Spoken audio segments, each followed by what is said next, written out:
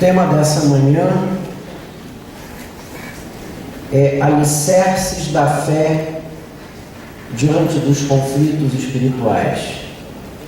Alicerces da fé diante dos conflitos espirituais. João 8,32. Alguém quer ler para mim, aí do auditório, com uma voz forte? João 8,32. Conhecereis a verdade vos libertará. Amém. E conhecereis a verdade, e a verdade vos, o quê? Libertará.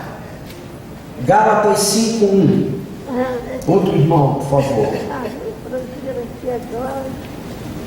Foi da liberdade que nos libertou. Porque conhecer a Deus e Cristo não se deixe sair novamente ao mundo da escravidão. Amém. Para a liberdade foi que Cristo nos libertou. Parece redundância, mas vocês vão ver que não é. Por isso, permanecei firmes, não vos submetais de novo ao jugo da escravidão. Senhor, nessa manhã, nós estamos aqui diante da Tua Palavra, em igreja, em corpo, e abrimos a Tua Palavra desejosos, sedentos e necessitados de receber uma ministração que venha do Teu Espírito. Então, Senhor, por causa do Teu amor e da Tua misericórdia, da Tua graça, visita a Tua igreja, visita a mim, visita cada irmão que está aqui, visita aqueles que têm sido alcançados pelas mensagens via CD, via internet, quem quer que alcance essa palavra de uma outra forma, que o Teu Espírito, na medida em que formos lendo, ouvindo, meditando, que esse Espírito de Deus esteja produzindo cura, libertação, transformação, conforto, consolo, iluminação nas nossas vidas. Que pedimos isso em nome de Jesus. E em nome de Jesus amarramos o inimigo nessa manhã, para que ele não alcance nenhuma vitória entre nós. Pelo contrário, seja banido do nosso meio, envergonhado, desprezado, por causa dessa obra poderosa do Senhor Jesus na cruz, triunfando definitivamente sobre ele e suas hostes. Em nome de Jesus. Amém. Amém. Vamos sentar. Colossenses 1:23 nos fala que devemos permanecer na fé, alicerçados e firmes, não nos deixando afastar da esperança do Evangelho que ouvimos e recebemos. O que quero compartilhar com os irmãos nessa manhã, ainda pode deixar apagado a projeção, Benjamin, obrigado. Aquilo que quero compartilhar com os irmãos nessa manhã, eu pensava ontem, que é como se eu estivesse agora aqui de manhã entregando um medicamento, um remédio para vocês, mas não aquele remédio tipo remédio para dor de cabeça, remédio que você toma e logo faz o efeito, você percebe que o remédio foi eficiente, fez efeito e pronto, você pode guardar a caixinha lá no armário, só voltar a pegá-lo quando na próxima dor de cabeça aparecer. Nessa manhã, essa palavra que eu quero ministrar, que não é uma palavra enlevante, não é uma palavra comovente, não é uma palavra que vai fazer massagem no ego, na alma, eu entendo que essa palavra dessa manhã funciona mais ou menos como um remédio antihipertensivo ou antidepressivo. É um remédio, uma palavra, uma ministração de uso contínuo, aquele AP, ação prolongada. que você vai ter que ficar remoendo, voltar a ela,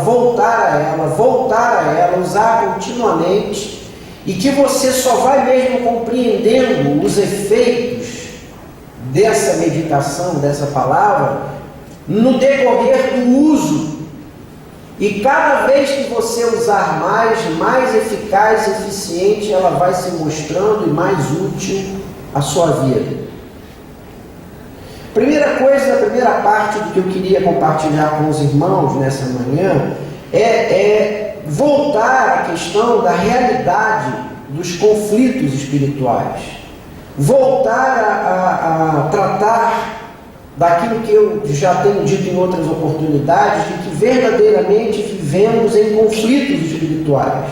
A Bíblia nos fala, a Bíblia nos ensina, a Bíblia nos mostra que a nossa história, a nossa vida, desde a queda de Adão até chegarmos ao céu, essa nossa história, essa nossa vida é vivida no centro de uma luta, de um conflito, de uma batalha. Estejamos conscientes disso ou não, concordemos com isso ou não, percebamos isso ou não, estejamos atentos, conscientes disso ou não, assim é. De maneira que nós estamos realmente vivendo, acordando, andando, trabalhando, decidindo, tendo lazer, voltando para as nossas casas, dormindo dentro de um palco, de uma história, de uma vida, onde há um conflito, onde há uma batalha espiritual que está se dando. E eu quero voltar a esse tema nessa manhã, porque eu estou absolutamente convencido de que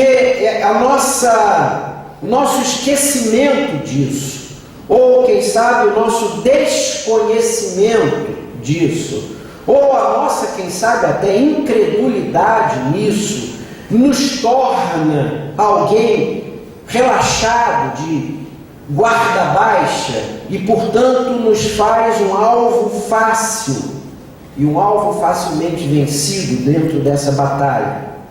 Como eu disse no domingo passado, aqui à noite, falando ao congresso de adolescentes, se você olhar para a sua Bíblia, de Gênesis 1, 2, que trata da gênese do céu e da terra, Gênesis 2:4 diz: esta é a gênese dos céus e da terra. Gênesis 1 e 2 fala da criação. E for lá para os dois últimos capítulos da Bíblia, Apocalipse 21 e 22, e Apocalipse 21, 1 começa assim: este então eu vi um novo céu e uma nova terra. Então, entre Gênesis 2:4 e Apocalipse 21:1, onde fala do céu e da terra criado, do novo céu e da nova terra, tudo mais que está dentro da Bíblia, entre os seus dois primeiros e os seus dois últimos capítulos, tratam da intervenção de Deus, do remédio de Deus, da busca de Deus para solucionar o conflito espiritual, o conflito dos reinos, o conflito que foi começado, gerado em nossa história pelo pecado de Adão. Quando a gente lê o Novo Testamento, vai para as cartas de Paulo é quem mais fala sobre esse conflito de reinos, o reino dos céus, o reino de Deus e o reino das trevas, o reino de Satanás, o reino, de alguma maneira colocado assim por Jesus, o reino que é deste mundo.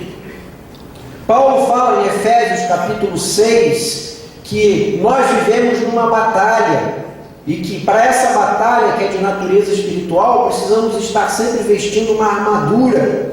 Paulo fala em Colossenses, no capítulo 1, verso 13, que há dois impérios, e só há dois impérios, e que a morte do Senhor Jesus na cruz, Ele nos libertou do império das trevas, e Deus nos trouxe por meio de Cristo para o reino do Filho do seu amor. Mas, sobretudo, eu gosto do texto de 2 de Coríntios, e aí eu quero que você esteja com a sua Bíblia na mão, porque eu vou ler bastante texto bíblico nessa manhã. 2 de Coríntios, capítulo 10, vamos lá para esse texto, seja bem rápido para a gente ganhar tempo, porque se eu perceber que estou me estendendo demais, interromperei para não ser invasor ou invasivo no horário dos irmãos. Segundo Coríntios, capítulo 10, há um texto que eu gosto muito, versos 3 a 5. Segundo de Coríntios 10, de 3 a 5, Paulo deixa isso muito claro, dizendo: embora andando na carne, nós não militamos segundo a carne, porque as armas da nossa milícia não são carnais, e sim poderosas em Deus para destruir fortalezas que estão sendo aí dia a dia levantadas diante de nós na nossa caminhada. São poderosas para anular sofismas, enganos travestidos de verdades. São poderosas para destruir toda altivez, toda força que se levanta da parte do diabo contra o conhecimento de Deus, levando cativo todo pensamento à obediência de Cristo. Notem então que esse texto fala de uma luta que é verdadeira, espiritual, que se dá, que acontece num espaço que é o espaço da mente, do entendimento, do pensamento, de fortalezas e sofismas que se levantam para impedir que nós caminhemos no sentido do conhecimento de Deus. Paulo ainda, escrevendo cartas pastorais, em especial a segunda carta a Timóteo, no capítulo 2, fala que o diabo tem armado laços que tem nos enlaçado, nos amarrado. No capítulo 3 dessa carta de Timóteo, verso 12, ele afirma com clareza que todo aquele que quiser viver piedosamente vai sofrer perseguição. Toda vez que eu e você decidirmos ser de Jesus, andar com Jesus, colocar a nossa vida aos pés do Senhor, Paulo adverte, Paulo fala: você se prepare, porque você vai ser alvo de luta e de perseguição. Jesus, todo o Evangelho de Mateus é enfático nisso, fala desse conflito de reinos. Ele fala que ele veio resolver esse conflito. Ele diz no início da sua mensagem: arrependei-vos, porque já está chegado o reino dos céus. Ele fala: olha, quando orarem, peçam, venha o teu reino. Em outros textos de Mateus ele diz: olha, agora o reino já chegou, o reino está aí, o reino está dentro de vós. E em Mateus 12, 28 ele diz: olha, se eu expulso demônios pelo Espírito de Deus, esta é a certeza de que o reino de Deus chegou entre vós. Pedro, na sua carta, principalmente na primeira carta, diz: olha, não se engane, nós não somos desse mundo, estamos nesse mundo, passamos por esse mundo. Quase que aproveitando a mensagem de Paulo aos Filipenses 3,20, quando Paulo diz que a nossa pátria está nos céus, Pedro diz: olha, enquanto eu e você estamos aqui, não se engane, veja-se como alguém que é peregrino e forasteiro.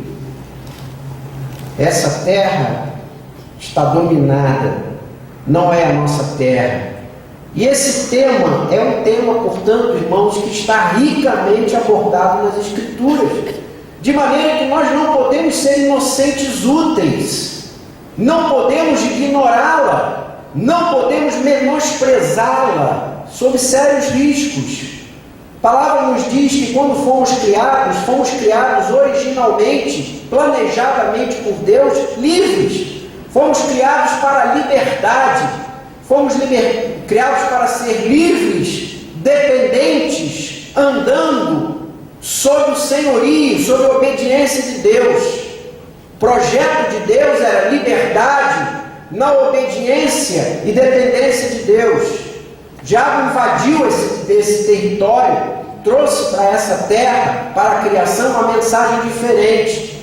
Apresentou a Adão e a Eva a mensagem de uma liberdade de Deus de uma autogestão. Já você não precisa de Deus, você não precisa dessa obediência. Você pode ser livre, mas seja livre de maneira diferente. Determine, faça o que você quer. Se você quiser isso, faça. Se não quiser, não faça. Seja livre. E sob essa tentação, esse engano da independência e da autogestão, o homem se tornou escravo. Então, o homem era livre para obedecer a Deus. E porque quis ser independente e autogestor da sua vida, transformou-se em escravo de Satanás. E ao se transformar em escravo e perder esse projeto de Deus, Deus então decide não abrir mão de nós e faz diferente, chama o Filho e manda o Filho para o Filho vir, morrer em nosso lugar, pagar o preço, ir à cruz, libertar-nos desse cativeiro, libertar-nos dessa escravidão, libertar-nos da escravidão e das correntes que Satanás amarrou as nossas vidas. E assim, andar com o Senhor Jesus, depender dele, viver sob ele, obter a liberdade, é a mensagem do Evangelho. Essa é a boa nova do Evangelho. Em Cristo somos perdoados e somos livres. De graça estamos livres para voltarmos a viver uma vida livre, andando com o Senhor. Começar tudo de novo, do zero. Paulo diz na segunda carta de Coríntios, capítulo 5, 17, que se alguém está em Cristo, foi a Cristo, decidiu-se por Cristo, então ele é uma nova criatura. E esse conflito fica muito claro, porque Jesus, que é a verdade, ele diz: eu sou o caminho, a verdade e a vida. Ele que é a verdade, traz essa verdade e se opõe ao mentiroso enganador, Satanás. João 8,44 diz que ele mente o tempo todo e ele é o pai da mentira. Então é um conflito de reinos e é um conflito de verdade versus mentira. Senhor Jesus nos trouxe a mensagem de a vida verdadeiramente livre, liberta, plena e abundante.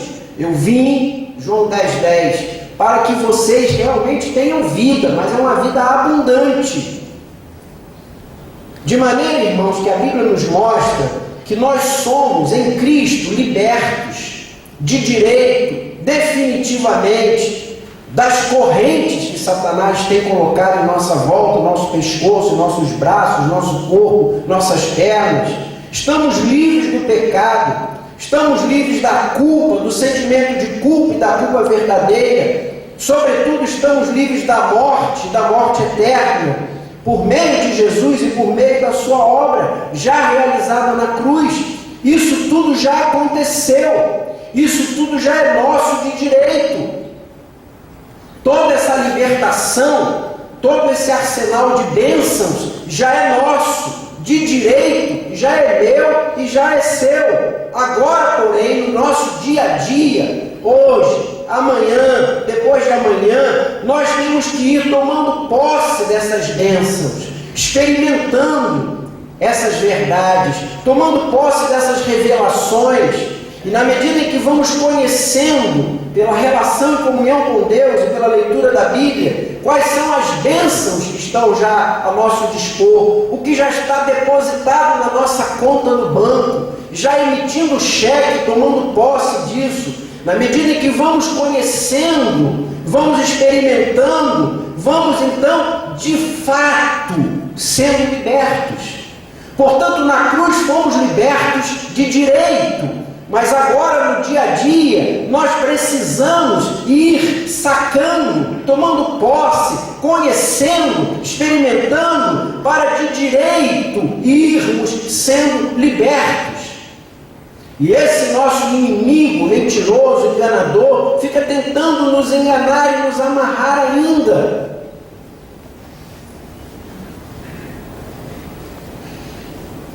Há duas lições, então, fundamentais que preciso fixar nesta manhã. Primeiro, somos salvos da morte eterna, do afastamento de Deus, pelo preço pago na cruz por Jesus morrer em nosso lugar. E essa é a primeira obra que o Senhor fez por nós. De fato, de direito, Ele já pagou o preço, já somos libertos e justificados. Graças a Deus. Mas, em segundo lugar, precisamos entender que somos salvos para alguma coisa. Somos salvos para voltarmos ao projeto original. Somos salvos para retornar ao projeto de Deus. E o projeto de Deus não é simplesmente tirarmos do inferno e botarmos no céu. O projeto de Deus é dia a dia, sermos transformados, crescendo no pleno conhecimento de Deus. E nessa comunhão com Deus, nesse contato com Deus, por meio da oração, da intimidade, da leitura da Bíblia, conforme vamos tomando conhecimento de Deus, essa revelação ela é transformadora. Então, de fato, vamos sendo libertos e transformados no dia a dia, na medida em que vamos tendo comunhão com Deus. Houve um fato acontecido há 2000 anos atrás na cruz, que de direito já depositou na nossa conta a libertação, o perdão, a justificação, mas isso tem uma finalidade. A finalidade é levar-nos agora a um projeto de transformação e de libertação de fato, que só vem na medida em que conhecemos o que está à nossa disposição. Na medida que chega um telegrama na sua casa e diz: olha, Zezinho, Mariazinha, Antônio, já está depositado na sua conta 472 milhões de reais e 27 centavos. E aí você vai correr no banco, pegar um talão de cheque e começar a gastar. Porque você vai viver a vida toda e não vai conseguir gastar tudo que o Senhor depositou na sua conta. E aí você fica vivendo pobre, não pode comprar uma carne melhor, compra uma carne de terceira, você não compra o tomate que está muito caro, você não faz aquele passeio que você quer fazer com a família, porque você está zerado, mas na sua conta está depositada uma fortuna e você não tomou conhecimento disso, você está preso, amarrado, simplesmente porque não tomou conhecimento daquilo que o Senhor colocou ao seu dispor. 2 de Coríntios 4:4. 2 de Coríntios 4:4.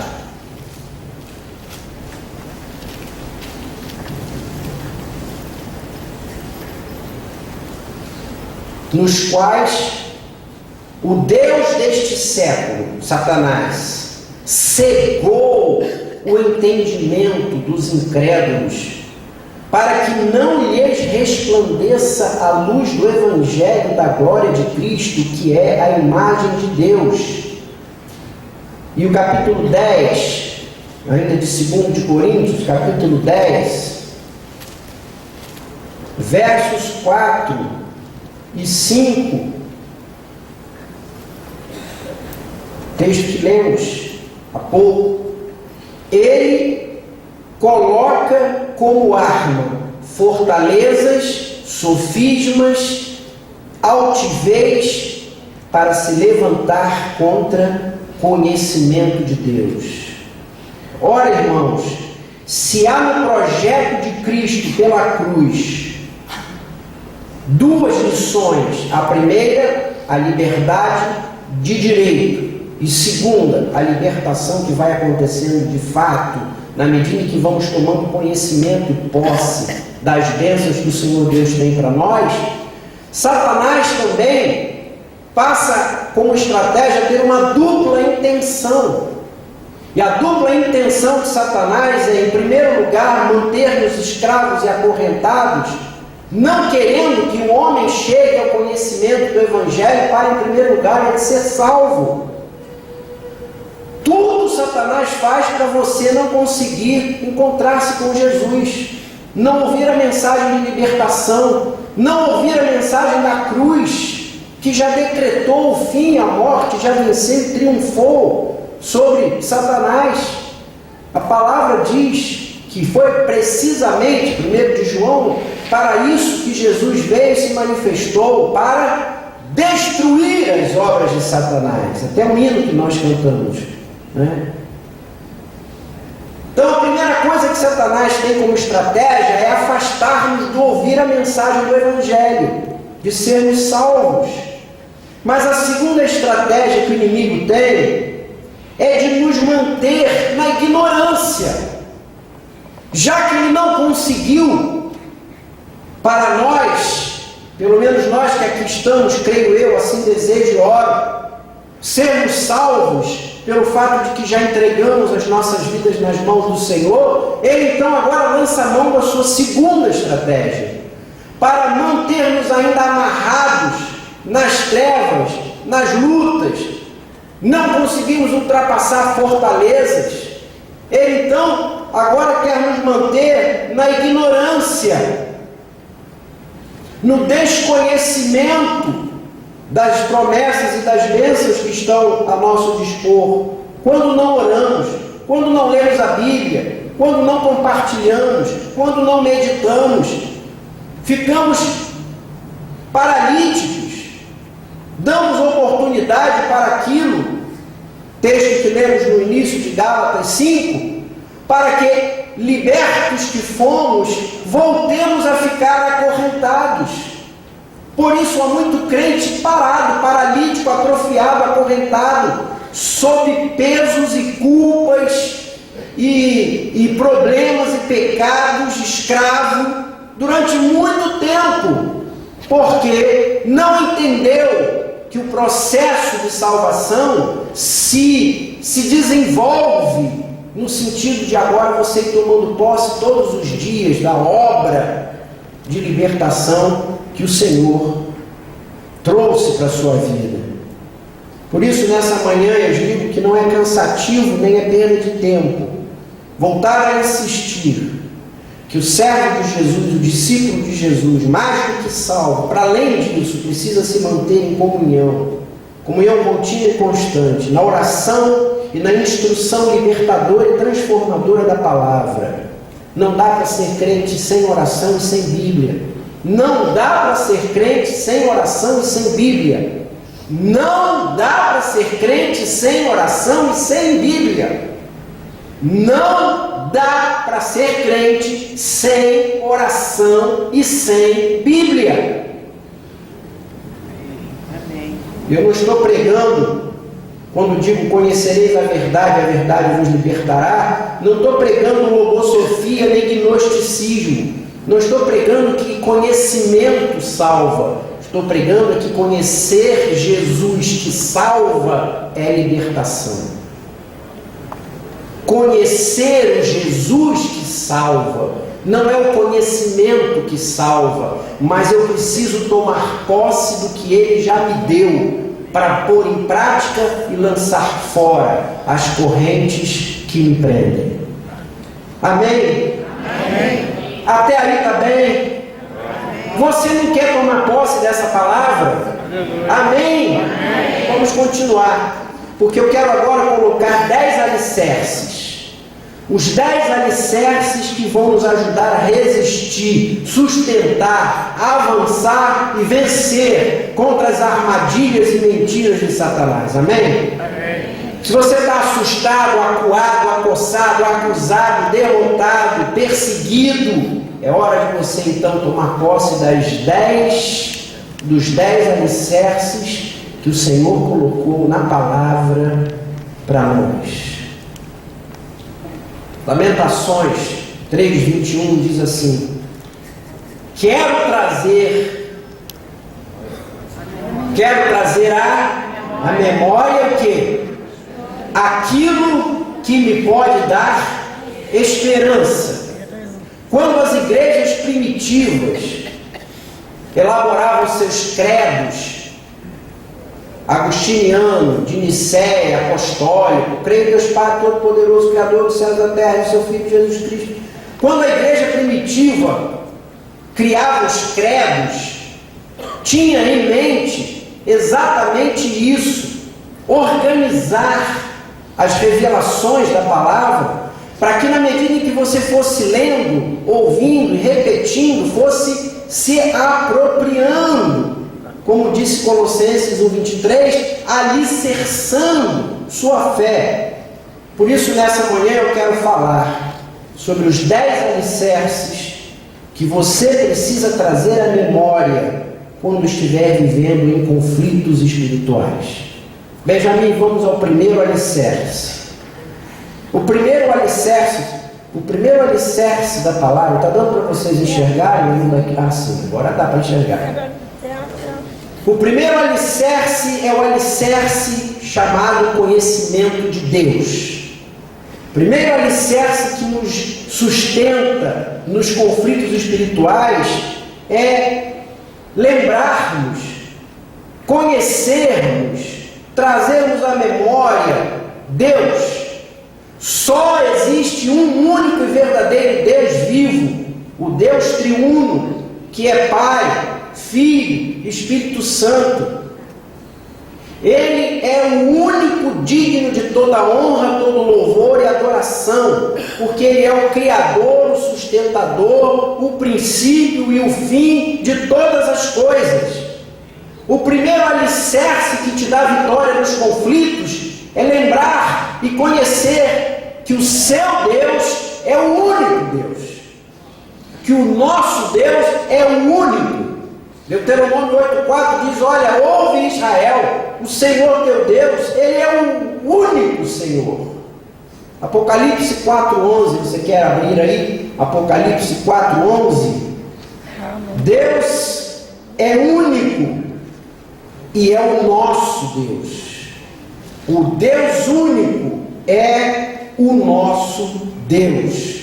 Apocalipse 4,11 diz: tu és digno, Senhor, Deus nosso, de receber a glória, a honra, o poder, porque todas as coisas tu criaste. Sim, por causa da tua vontade, elas vieram a existir e foram criadas. Se nós estamos conscientes de que estamos vivendo num conflito de reinos, de que o tempo todo há uma estratégia do engano e da mentira, se o tempo todo o inimigo sopra no nosso ouvido, semeia na nossa mente o fato de que Deus não é bem assim, olha, a coisa não é bem desse jeito, olha, não é assim, Deus não é assim, se Ele quer descaracterizar a Deus, se Ele quer borrar a imagem de Deus, então, primeira convicção, primeiro alicerce que precisamos ter é conhecer Deus como Ele verdadeiramente é. Porque se o inimigo distorce a sua imagem, nós ficamos nos sentindo desamparados, fracos, sem esperança, nos sentimos rejeitados ou indignos. Mas quando conhecemos o nosso Deus, dizendo na nossa mente, Ele é o único Deus, Ele é incomparável, não se compara a nada, só Ele pode ser adorado, Ele é o Pai, é o Filho, é o Espírito Santo, está vivo eternamente, e faz parte das suas características o amor infinito e incondicional. Deus que temos nos ama qualquer que seja a nossa situação e o nosso estado. O seu poder é infinito, não há nenhuma fortaleza, nenhum sofisma, nenhuma luta, nenhum problema, nenhuma pressão, nenhuma opressão. Não há nada que seja mais forte que o poder de Deus. Então, meu Deus, Ele é o Todo-Poderoso e Ele é fiel. Ele é fiel. O que Ele falou, Ele cumpre. O que Ele disse vai acontecer. Se eu conheço esse Deus, se eu me lembro desse Deus, dessas marcas e características de Deus, então eu não me deixo enganar. Eu estou sempre do lado vencedor. O segundo alicerce que nos sustenta nos períodos de conflito e lutas espirituais é o conhecimento e a lembrança de Jesus. Jesus é nosso segundo alicerce. Jesus é o Messias, é o Deus encarnado, o verbo que se tornou carne, que habitou entre nós. Ele veio exatamente para destruir as obras de Satanás e desarmou os principados e as potestades. Publicamente os expôs ao desprezo, triunfando deles na cruz. 1 de João 3,8 diz: foi para isso que Ele se manifestou. Foi para isso, para destruir as obras de Satanás. E Ele fez. Ele fez quando viveu uma vida sem pecado, quando morreu injustamente, substituindo a mim e a você, e quando ressuscitou dentre os mortos, deixando o túmulo vazio. Foi por meio de uma vida sem pecado, de uma morte injusta, de uma ressurreição, diz a palavra, que ele então envergonhou, publicamente expôs ao desprezo Satanás e suas hostes, dizendo: está concluído, ele está vencido, ponto final. E esse é o nosso Jesus. Esse é o nosso Jesus. Aquele que é vitorioso veio para vencer e segue vencendo. Satanás já está derrotado. E ele sabe disso. Desde a cruz, desde o túmulo vazio, ele sabe que ele já está derrotado. Só que ele quer que nós não saibamos disso e dos efeitos e das consequências que a sua derrota tem. Por isso nos engana, nos cerca, nos oprime, nos tenta, vem sobre nós criando armadilhas para que a gente não entenda e não perceba qual é a dimensão e as consequências da cruz e da ressurreição. Mas o segundo alicerce diante dos conflitos espirituais é Jesus vitorioso, veio, venceu e agora está sentado ao lado do Pai, dizendo: tudo já está concluído, eu venci. Amém? Terceiro alicerce que nos faz vencer e enfrentar os nossos conflitos é o alicerce do amor pessoal e incondicional de Deus. O amor pessoal e incondicional de Deus. Deus me ama incondicionalmente, porque quando eu era ainda pecador, Cristo morreu por mim. Ele me livrou do domínio das trevas e me transferiu para o reino do seu amor. Nele eu tenho a redenção e o perdão dos pecados. Amém? Nós não podemos nos sentir sós. Nós não devemos nos sentir expostos e à mercê.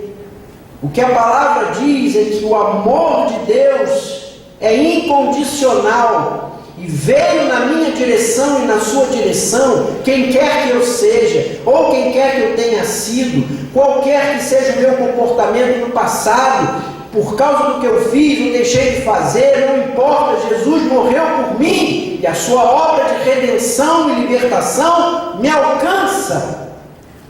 O que a palavra diz é que quando eu vou a Cristo e aceito a sua obra de redenção e digo: bota aí o meu nome, eu estou nessa, Jesus bota o meu nome, é de graça, você não compra, você não precisa fazer nada, é só você crer, é só você ter a fé, se arrepender dos seus pecados e dizer: bota o meu nome aí. A partir do momento que você faz isso, imediatamente eu sou liberto do cativeiro e sou transferido do império das trevas para o reino do Filho do seu amor.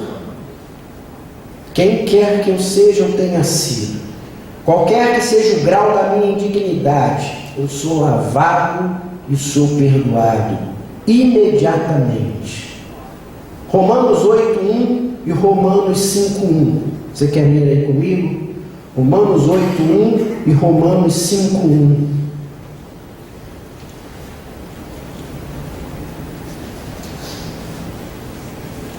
Primeiro vamos ler Romanos 5:1.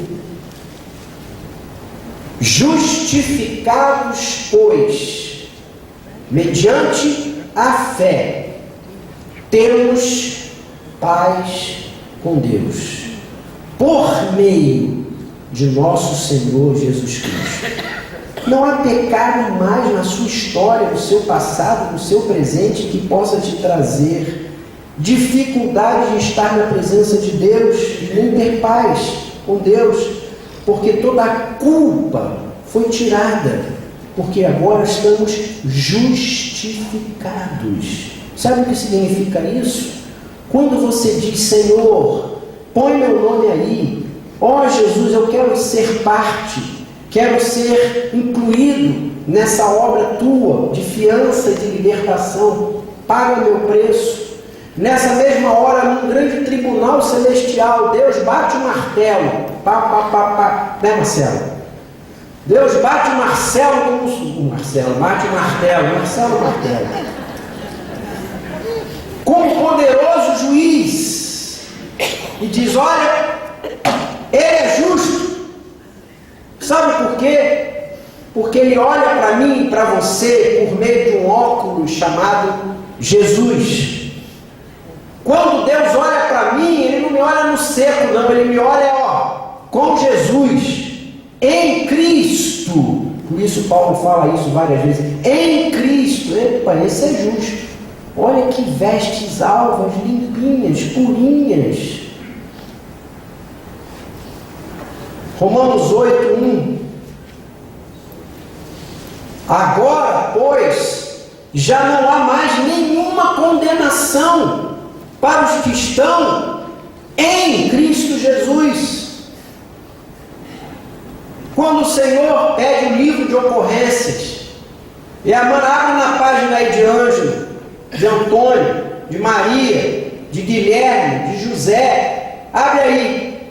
Aí quando abre a página que tem o meu nome, o seu nome, vai olhando de cima a baixo, está tudo limpinho. Não há mais nenhuma dívida, nenhuma condenação para aqueles que estão em Cristo Jesus. É o amor incondicional, pessoal. Nossas correntes foram quebradas e o pecado não tem mais domínio sobre nós. Eu não tenho mais dívidas e não tenho mais culpa diante de Deus. Amém? E esse alicerce tem que ser lembrado. Quando o inimigo vem com aquela arma dele, aquela estratégia, vem me desqualificar. Você não é essas coisas não. Você, eu sei bem como é você, hein? Apronta bastante, hein? Olha aquela história. Você lembra daquilo? Eu digo assim: em nome de Jesus eu estou justificado, lavado, liberto, e o meu nome diante do Senhor não tem nenhuma dívida. Eu fui perdoado e lavado. Sai daqui, mentiroso, porque em Cristo eu sou justo. O quarto alicerce da palavra para nos ajudar a enfrentar os conflitos espirituais, eu vou chamar o alicerce da minha posição. Pela aceitação da obra da cruz por mim, eu agora me torno filho de Deus. E aí vou me assentar no céu com Cristo. Fui salvo pela graça mediante a fé, foi uma dádiva divina, não foi resultado de minhas obras ou de esforços da minha parte. Eu apenas aceitei a graça salvadora. E quando a graça salvadora se manifesta na minha direção, eu então sou morto em Cristo na cruz e ressuscito em Cristo, livre, perdoado, justificado, deixo de ser a criatura de Deus para me tornar filho de Deus.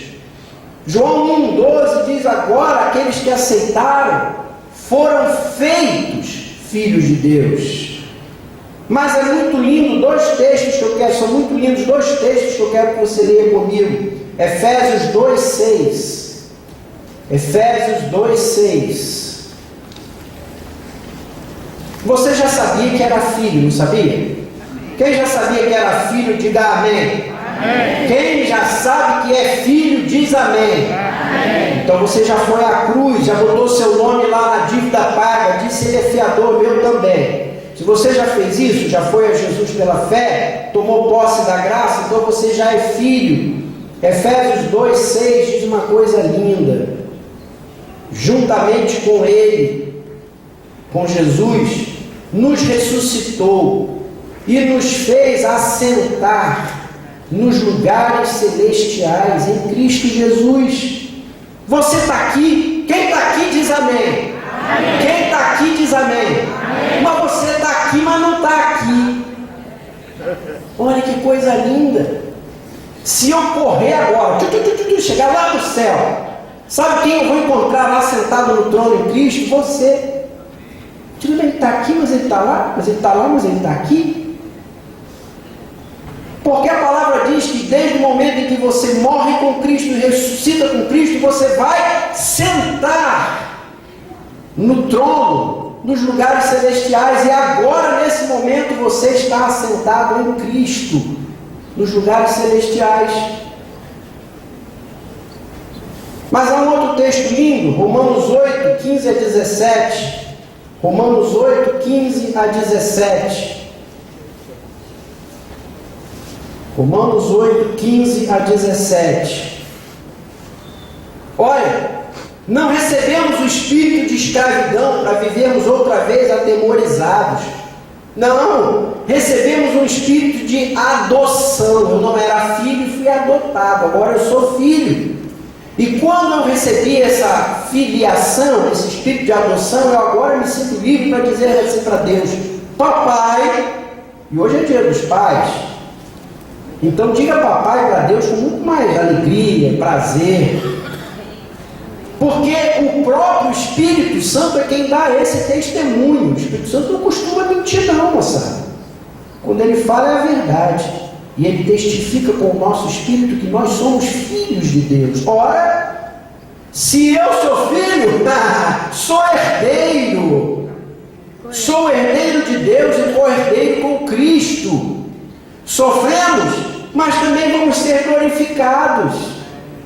Olha que coisa linda neste alicerce da nossa nova posição. Eu era banido, afastado, distante, inimigo. Em Cristo, na cruz, morri, ressuscitei. Não era filho, agora sou filho, fui adotado. Nasci de novo porque o Espírito Santo trouxe dentro de mim uma nova natureza e eu nasci de novo, é o que a palavra diz. E foi o que ele disse, Jesus, ao sábio rabino, dizendo: não é nascer da carne, importa-vos nascer de novo, mas eu nascer espiritual. Então nascemos de novo, como Pedro diz: agora em mim permanece uma divina semente, eu tenho o DNA de Deus. Se por acaso você for no programa do Ratinho e for fazer o teste de DNA, vai aparecer lá o nome Deus. Você agora é de Deus.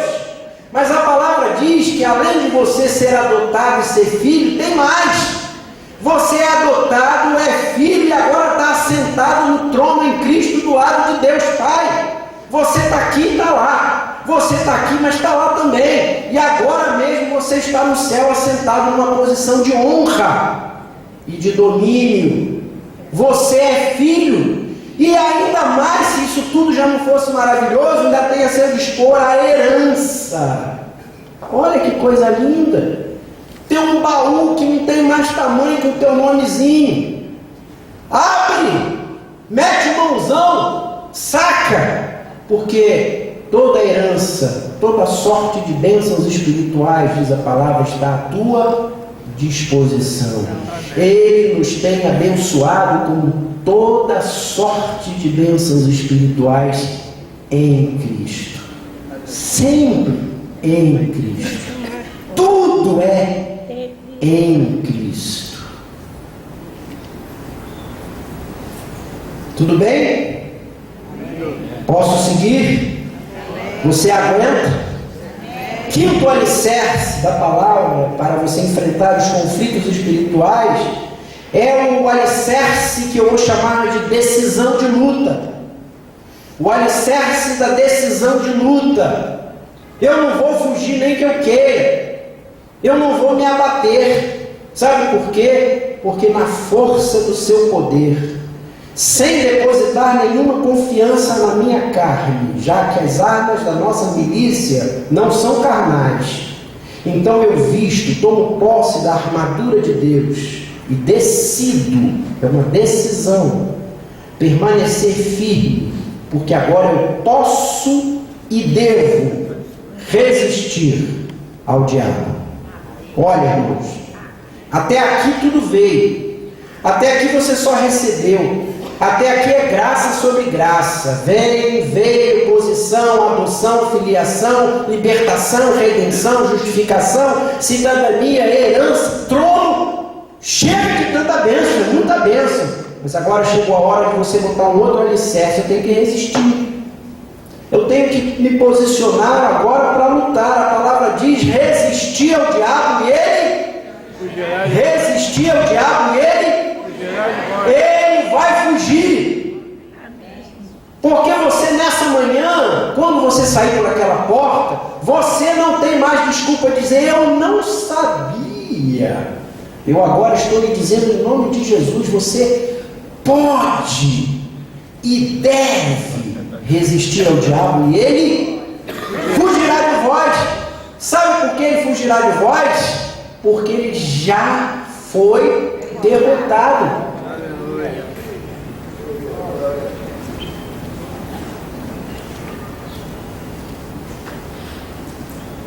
Depende de mim agora. Eu agora posso não pecar. Eu agora posso não entregar o meu corpo para a concupiscência. Eu agora posso decidir andar com Deus, andar no Espírito, e então jamais satisfareis a concupiscência da carne. Mas agora é uma decisão. Diante de duas portas, eu preciso decidir: entro pelo pecado ou pela vontade de Deus? Faço o que o mundo me chama ou o que o Espírito me aconselha? Agora é comigo. Posso correr, posso enganar-me, decidindo equivocadamente, porém que o Senhor espera que esse alicerce esteja muito firme e você decida andar e decidir com o Senhor, por causa de uma coisa só, meu querido: você não vai decidir e se posicionar na força da sua carne. Você é fraquinho igual a mim. A gente é muito fraquinho, raquítico. Nós somos desnutridos. Temos raquitismo, escorbuto, tudo que é coisa de ruim. Mas a nossa luta não é na carne. A nossa luta é onde? No Espírito. Por isso as nossas armas não são carnais, as nossas armas são espirituais. E quando você diz assim: eu decido, eu vou resistir e vou vencer, sabe o que acontece? O Espírito vem com uma sustagem que não tem mais tamanho. E aquela sustagem espiritual vem com você e diz assim: burro! Quando você olha, Satanás estava por aqui, cadê o bichão? Sumiu? Não posso ser inocente, não tenho direito de ignorar, não posso desprezar. Preciso vigiar, resistir, mas entender que a decisão é minha, mas a luta é dele. A decisão é minha, mas a luta é dele. Posso continuar? Sexto alicerce, você já quer ir embora, está com sono. Sexto alicerce é o alicerce da autoridade. Sexto alicerce diante dos conflitos espirituais é o alicerce da autoridade. Jesus tem toda a autoridade no céu e sobre a terra.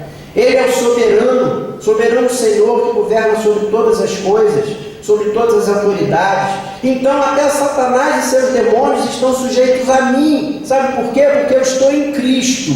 Eu sou membro do corpo de Cristo.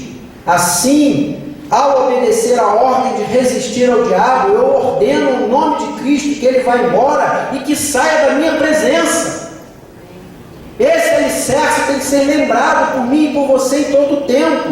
Eu não posso ser oprimido, eu não posso ser envergonhado, eu não posso correr, eu não posso fugir, mas quando Satanás vier, quando ele aprontar um conflito para mim, em Cristo, porque estou em Cristo, porque estou com o vitorioso, todo-poderoso, assentado à direita do Pai, em Cristo, eu ordeno, em nome de Jesus, que ele vá embora e saia da minha presença. Não precisa ter o dom da expulsão de demônios, se tiver é bom. Há eventos, ocasiões em que isso se torna necessário. Mas não fique dizendo assim acanhado: eu não posso fazer isso, meu irmão, porque eu não tenho esse dom. Vou chamar a irmã fulana.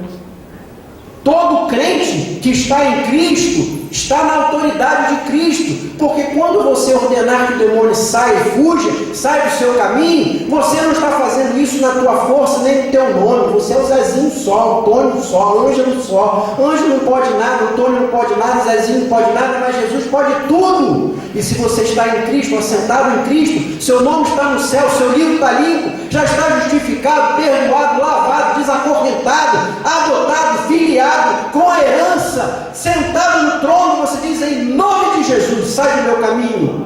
Já és derrotado. Essa é a garantia da palavra. Seja corajoso, lance mão da autoridade, da posição em Cristo no céu. São os méritos da cruz que te possibilitam isso. Amém? Sétimo alicerce é o alicerce do Espírito, o alicerce daquele que me foi outorgado. Tornei-me templo do Espírito Santo que veio morar definitivamente em mim, com tudo que Ele é e tudo que Ele realiza. Então peço a Deus que me encha com seu Espírito, para que Ele me conduza a toda a verdade, me fortaleça a vida de modo que eu consiga e possa viver acima do pecado, sem satisfazer a concupiscência da carne. Eu crucifico a carne e decido que andarei no Espírito. Decido buscar com zelo os verdadeiros dons espirituais, que glorifiquem a Deus e edifiquem o corpo de Cristo. O Espírito Santo veio morar em mim, veio habitar você. E quando o Espírito Santo chegou em mim, chegou em você, chegou com tudo. Veio mesmo. E a palavra diz que quando ele vem para ficar, ele não vem testar, ele não vai fazer um teste. Ele não faz test drive com a vida de ninguém. Quando o Espírito Santo vem, que vem mesmo. E vem completo, com casa, comida e roupa lavada. Vem para morar, ficar e vem com tudo, com todo o poder, com toda a glória, com todos os seus dons. De maneira que se você é templo do Espírito Santo, Deus está morando dentro de você com tudo que Ele é e significa. Deus está morando dentro de você. Há uns meses atrás, quando eu preguei aqui sobre o Espírito Santo e a obra do Espírito Santo, foi muito lindo. E durante a semana eu recebi 2 testemunhos de 2 pessoas que me procuraram para dizer: olha, a coisa mais linda que eu já ouvi dentro da igreja, em especial nos últimos tempos. Eu não sabia que Deus morava dentro de mim definitivamente, com tudo que Ele é e tudo que Ele significa e tudo que Ele representa. Naquele dia, quando você falou essa frase, que eu me dei por conta, eu entendi: Deus está morando dentro de mim, e isso mudou tudo na minha vida. O Espírito Santo veio com poder, veio com capacidade, te capacitou com os dons. Ele vem como selo, como marca, como sinal de propriedade, vem como penhor, Ele é a garantia de que o Senhor está comigo e vem para me pegar de volta. Mas agora eu devo buscar a plenitude, o enchimento, andar no Espírito, viver em piedade, consagração, orar, quebrantar a minha vida. Eu não conquisto, eu não mereço, mas eu me posiciono. Na medida em que eu oro mais, jejuo, caminho, me dedico, não vou ganhar mais nada do Espírito por causa disso. Não é um negócio, não é uma compra, não é uma conquista, não é um merecimento. Mas quanto mais eu oro, quanto mais eu leio, quanto mais eu jejuo, quanto mais eu estou na presença de Deus, mais o Senhor me acha para me dar mais. Aquilo que está nas mãos do Senhor, Ele vai lançando e abençoando aqueles que estão ali mais pertinho. E na medida em que eu digo eu quero, eu preciso, eu desejo, então toma, querido, é teu. É de graça.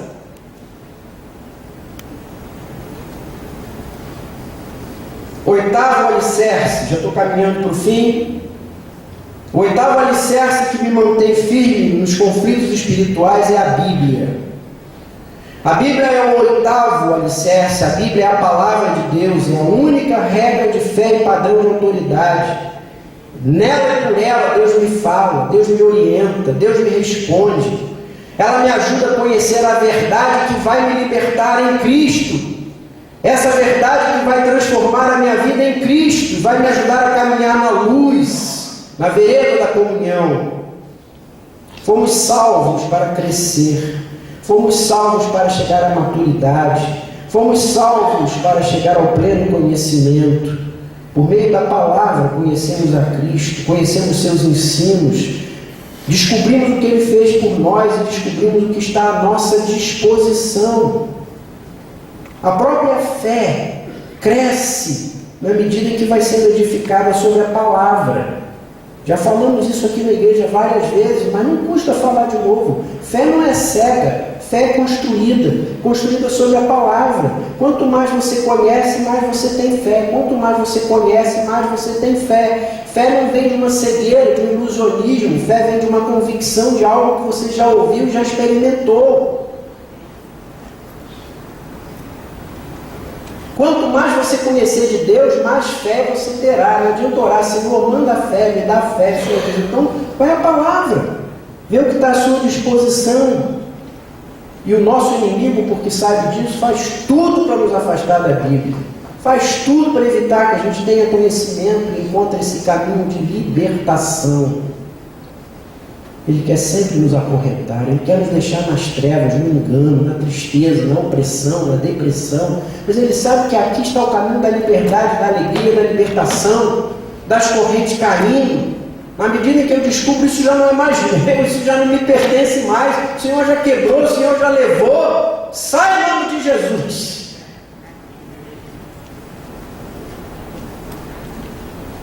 Nono e penúltimo alicerce, que nos ajuda a enfrentar e vencer os conflitos, é o alicerce do serviço.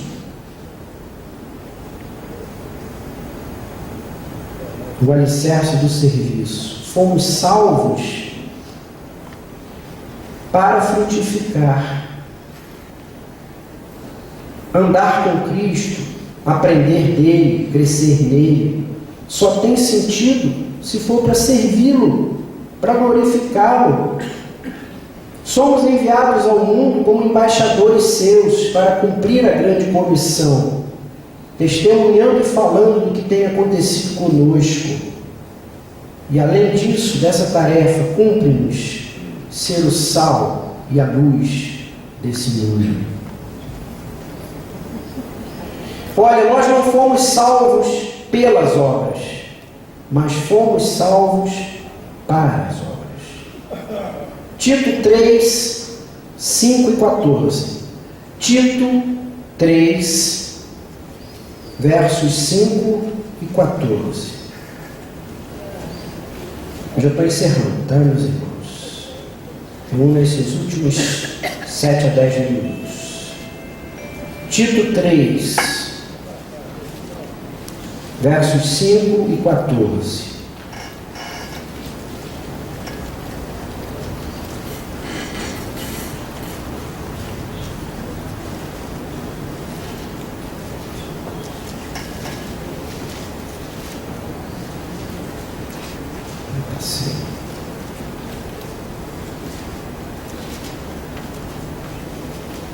Verso 5: não por obras de justiça praticadas por nós, mas pela sua misericórdia Ele nos salvou, mediante o lavar regenerador e renovador do Espírito Santo. Não foi por obras de justiça, diz o verso 5.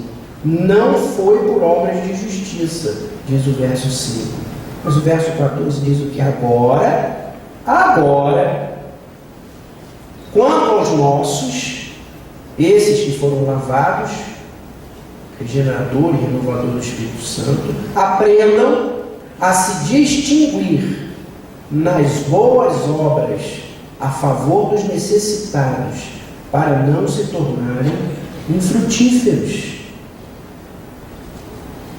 Não foi pelas obras, mas agora vai a luta. Efésios 2, versos 8 a 10. Efésios 2, versos 8 a 10.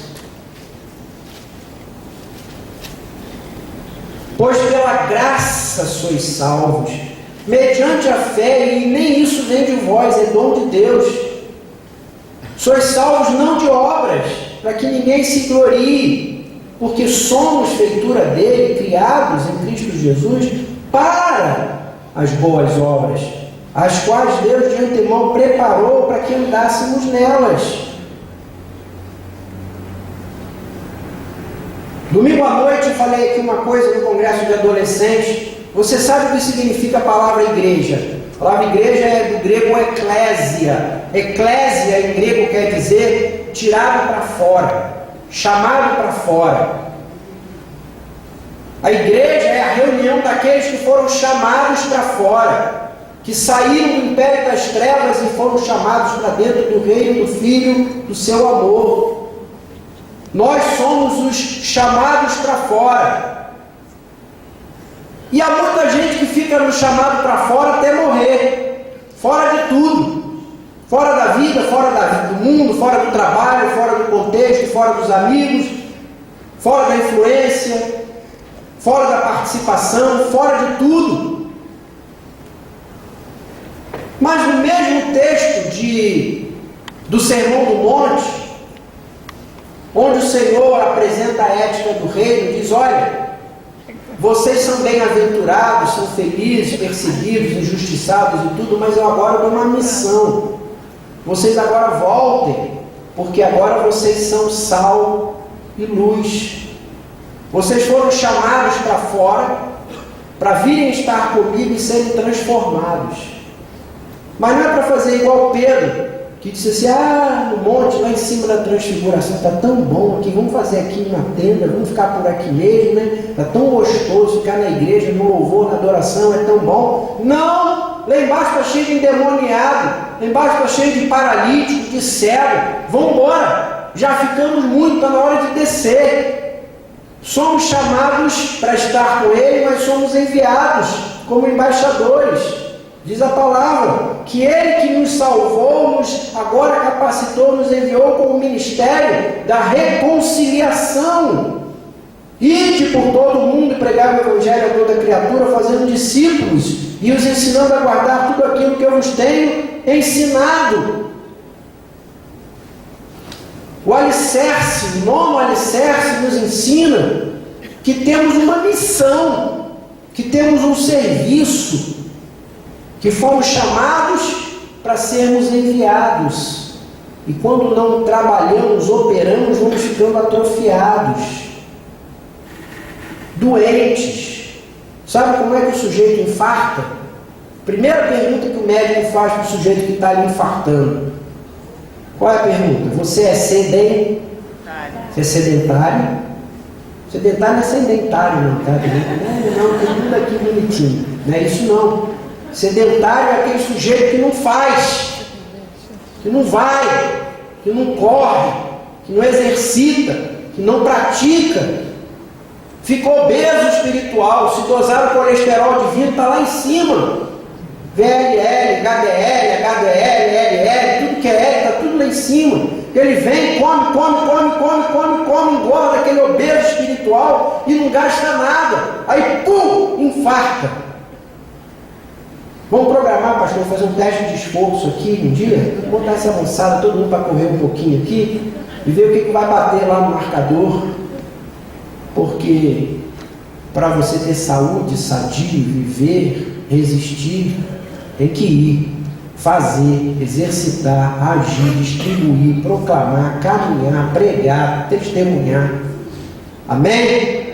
E amém principalmente porque é o 10º e último alicerce. 10º e último alicerce é o alicerce da fidelidade de Deus. Esse alicerce é lindo. Deus é fiel. Deus sempre tem para nós os seus melhores planos e as melhores intenções. Sua vontade é sempre boa, perfeita e agradável. Ele não dormita, Ele nunca se esquece de nós. Em toda e qualquer situação, mesmo diante de lutas e provações, Ele está conosco. E elas, provações e lutas, durarão somente o tempo que pudermos suportar. Em Deus não há acasos. Todas as coisas em Deus têm propósitos. Dentro dos conflitos espirituais, nas lutas e provações que passamos, uma das armas mais poderosas do inimigo é soprar no nosso ouvido: viu que você está mal com Deus, sem prestígio? Você ora, ele não ouve, você busca, ele não vem, você clama, ele não responde. Parece que ele se esqueceu de você, está cheio de assunto, cheio de coisa para fazer. Ou então eu não sei por que isso está me acontecendo, eu não sei, não estou entendendo, é muita coisa ruim acontecendo em seguida, desgraça em cima de desgraça. Por que só eu? Por que só comigo? Porque ele não me vê, não me ouve. E nessas horas quero trazer à memória aquilo que me pode dar esperança. Ele é fiel, ele não dorme, ele é o guarda de Israel. Ele está sempre comigo, sua vontade é sempre boa, perfeita e agradável. Ele não tem acasos, ele tem propósitos. Se porventura você tiver que ser lançado na cova dos leões ou entrar na fornalha, ele vai entrar junto. Não tenha nenhuma dúvida que a prova dura e longa tem exato tamanho da sua resistência. Você só vai sofrer aquilo que você pode suportar.